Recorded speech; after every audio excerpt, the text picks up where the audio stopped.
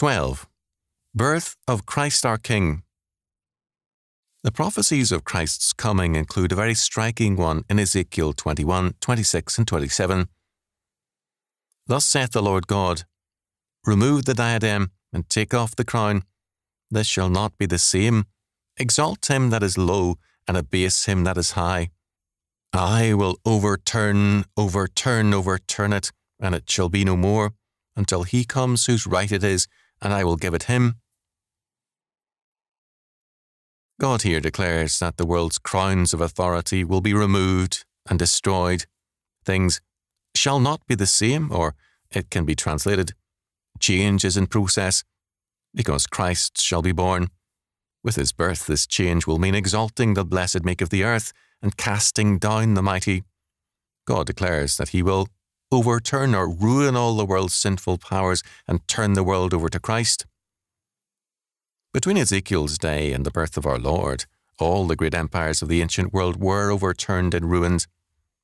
Jesus Christ, worshipped as God and King, and by the wise men, declared that his kingdom is not of this world, but from heaven, and therefore over all the world, over men and angels.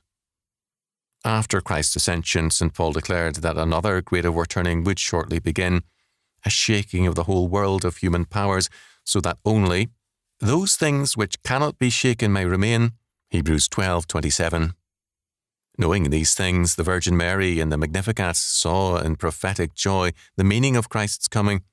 It was God's glorious salvation, the redemption of his people, and the putting down of the proud and mighty, and the scattering of the proud in the imagination of their hearts.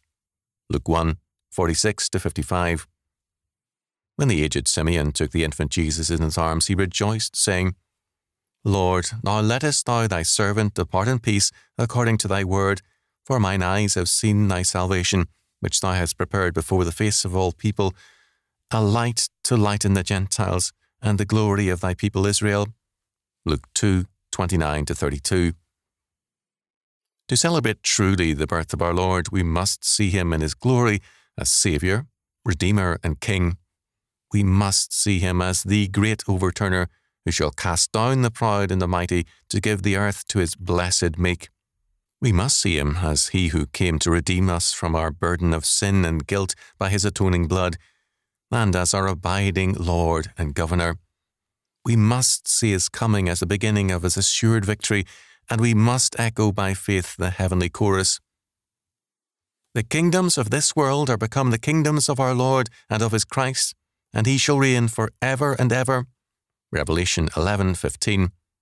Then truly the joy of Christmas is our joy, and his birth is our assurance of victory.